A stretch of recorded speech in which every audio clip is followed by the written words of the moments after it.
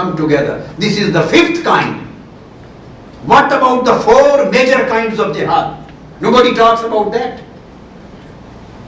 The whole Muslim Ummah at the moment is in the darkness of illiteracy or darkness of ignorance. The biggest jihad which we need at this time is to develop our industry, to develop science, to develop institutions, to develop colleges, to develop medical colleges, engineering universities, to develop technology, and to become a respectful nation in the community of the world nations. This is the biggest jihad need of our time for the Muslim Ummah. But unfortunately, the younger generations are not being given these teachings. And the West is also wrongly perceiving the concept. So on both sides we need corrections. And the jihad used in the sense of fight, it is known as qital. The specific term used for it is qital. Qital means fighting, warfare. But please keep in your mind, when we talk of qital and warfare, all of Quranic teachings and the teachings of Holy Prophet ﷺ, they emphasize that this warfare is in self-defense. This is not an aggressive warfare. This is not oppressive warfare. This is not an unjust warfare. This is a war in defense, as the UNO and the modern international law recognizes the war permissible, legally permissible, as just war. The term used in international law, just war. These wars are just and these are unjust. So the just wars come under the category of defensive jihad, where you are under attack and every single person, every single group, every single nation has a right of self-defense, and same is being exercised by America. We in this world are exercising the right of self-defense in preemption. We are exercising now, and UNO is allowing preemptive right of self-defense without directly being under attack. But there is a suspicion and a doubt with reasonable arguments or evidence that you are going to be attacked. So in order to preempt the attack, so you can take up the arms and you can do any activity in your self-defense. So the world nations today, the international community is going up in the favor of self-defense up to this extent.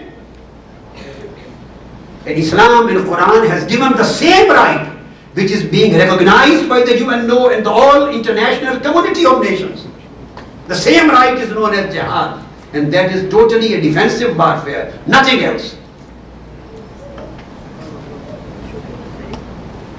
So as I explained, there are 35 verses of Holy Quran in which we can find the word jihad or commandment of jihad. But it would be very interesting for you and for everybody to know and to appreciate that none of these 35 verses, not a single verse, contains the word jihad and fighting together. In the whole of Holy Quran, there is not a single verse in Holy Quran which contains the word jihad and qital together in one sentence or in one sentence or in one ayah, in one verse. Almighty Allah has never combined these two words in any single ayah and verse of Quran.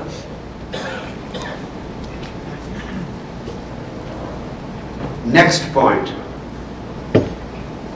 There are two ways to understand a concept, a Quranic or Islamic concept, either through the text or through the context.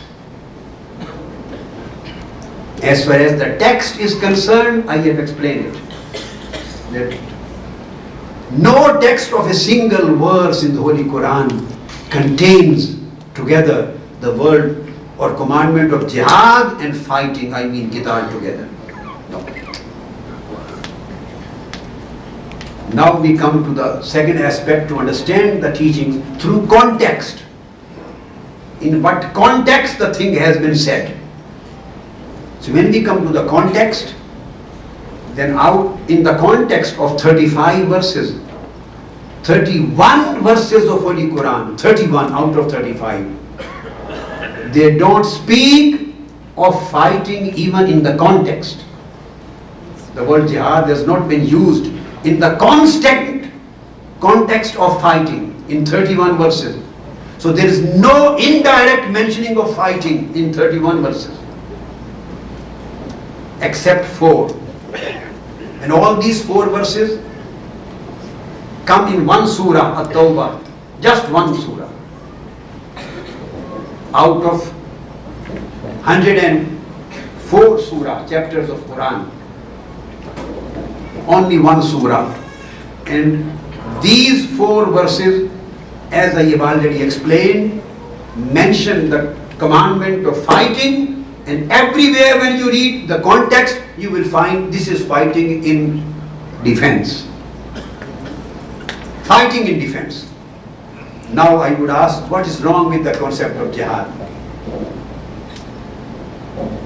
Every single nation, Muslim or non-Muslim nations, accepts the right of self-defense. This is the concept of jihad.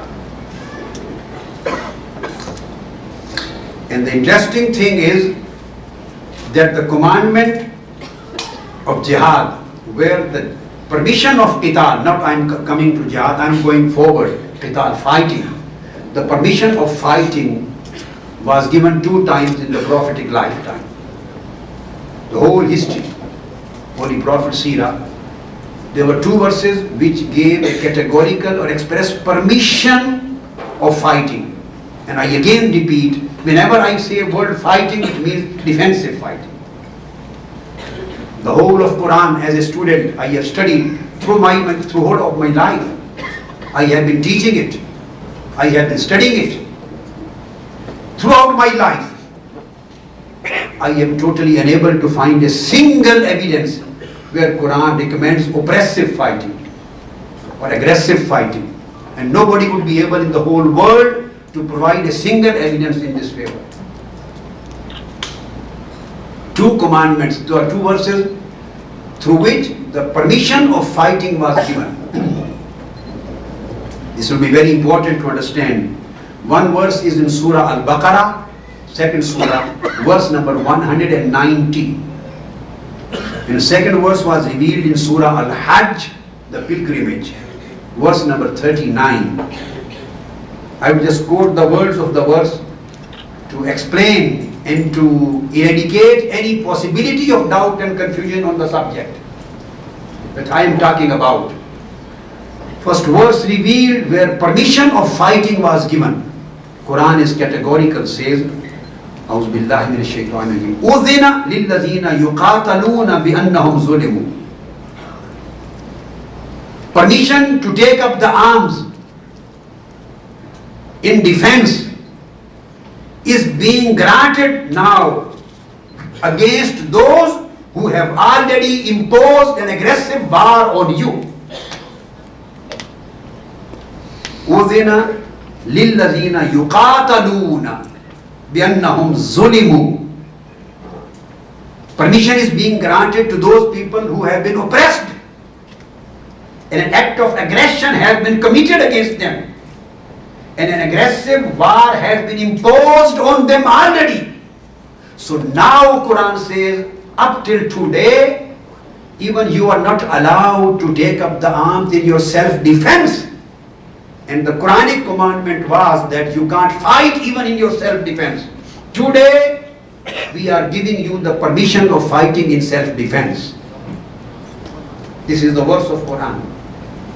So the permission of fighting in self-defense was given. And before that, 13 years of Meccan period. Tortures were committed against Muslim community. Cruel acts were being committed. Their massacre and killing was being done. But in spite of all these things, the commandment of Quran and Islam was that they were not allowed to take up the arms in their self-defense even. They were just bearing all these cruelties. But after immigration to Medina, this was the first verse revealed by Almighty Allah, that, oh my beloved Prophet, now the permission is given to those who are under oppression and under aggression. Now they are allowed to take up the arms in their self-defense. against those people again who have already imposed an aggressive war on them. This is the first verse. And the second verse, which categorically gave again the permission of fighting, that comes in Surah Al-Baqarah.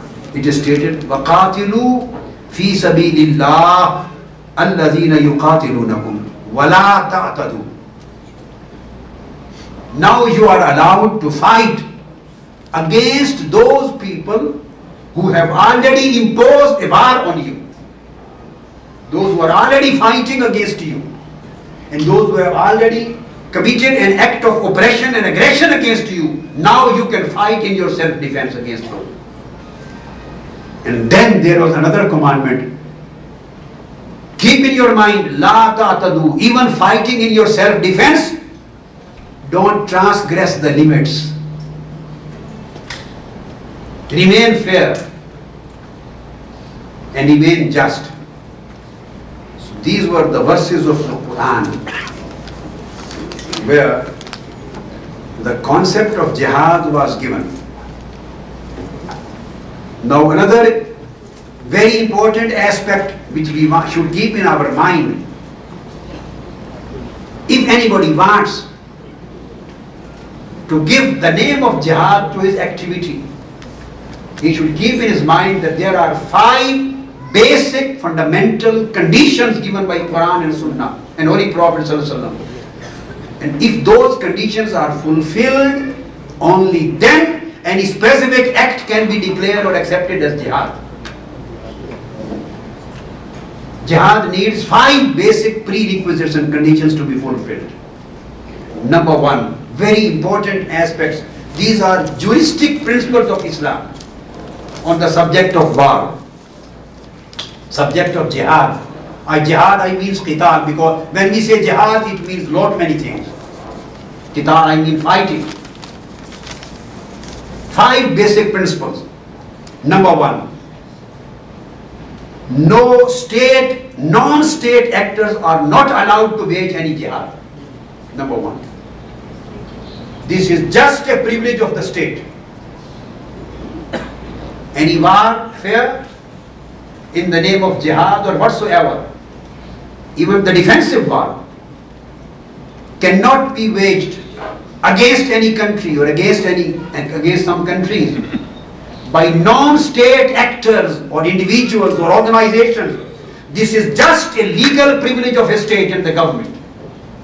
This is a matter between state to state and a government to government.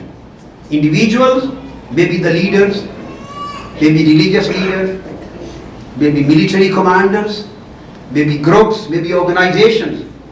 According to Islam, no single person in the whole world and no single organization in the whole world or a group of organizations has the authority to declare war, to start any warfare or to declare any jihad against any country.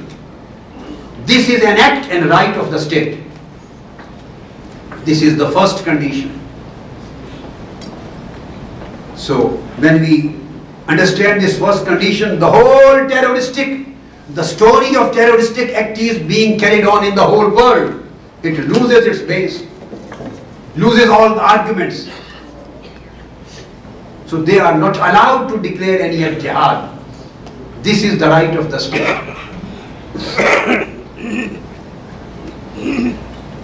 This is the function of state. It cannot be decided by individuals or the organizations. Number 2, second basic Islamic juristic principle is that when a warfare is going on, the qital, the defensive fighting is going on, Islam has